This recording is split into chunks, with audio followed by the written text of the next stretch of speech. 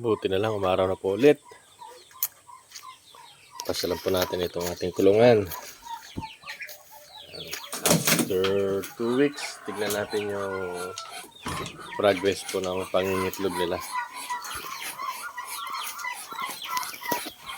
Ayan, may naglilimlim na po. Ayan. Marami ng itlog. Meron na rin dito naglilimlim. Tingnan natin. Yung itlog parang tinakpan. Tinakpan ng inahin. 1, 2, 3, 4, 5, 6, 7, 8, 9, 10, 11, 12, 13. So may 13. Doon may, alam ko may 20. Tapos dito sa kabila meron din pong 20 dyan. Yan, yung dalawa bakante pa ron. Balik po natin yung takip. Ayan, para di sila may istorbo.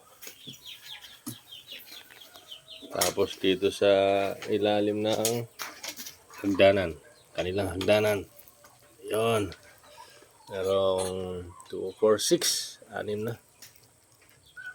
So 13 plus 6, 19 plus 20, 59 eggs. Not bad mo. Not bad mga kapatid. Tapos meron tayong itlog na manok dito. Ito na po. Dito po sa kabila, gagawin natin kulungan ng mga manok yan. Dito po, itong side na to para sa mga sisiyo, dito para sa mga inahin tsaka tandang. Yan po. Malapit na rin po natin matapos. Ito ngayon, lalagyan ko ng sahig. Pakanting araw tayo eh.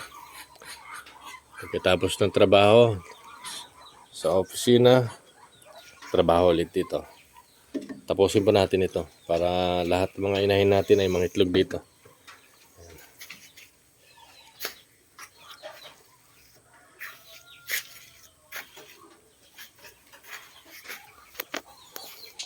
Ba?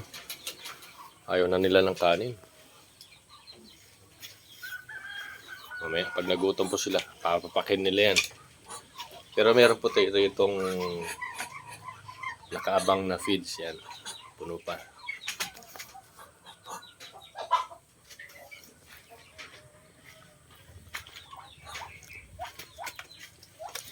Yan.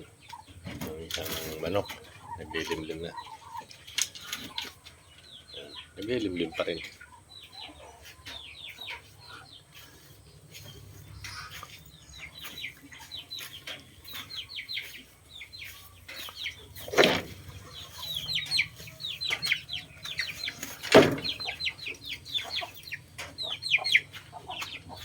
Yung dalawa po natin na naglilimlim dito, inilipat po natin.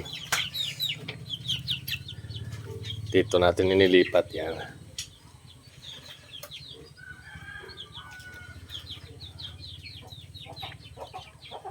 Nakapisa na po.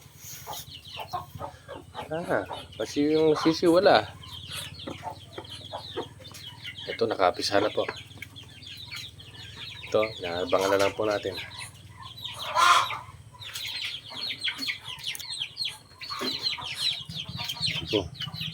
Ito yung ating mga gamit. Mamaya.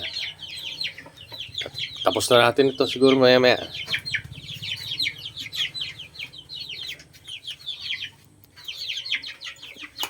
Paano mga kapatid? Hanggang dito lang po muna ang ating video. At sana nakatulong po ito sa inyo. Kaya po nang lagi natin sinasabi, huwag po tayo mawawalan ng pag-asa sa buhay. And God bless us all. Maraming salamat po sa panonood. Paalam.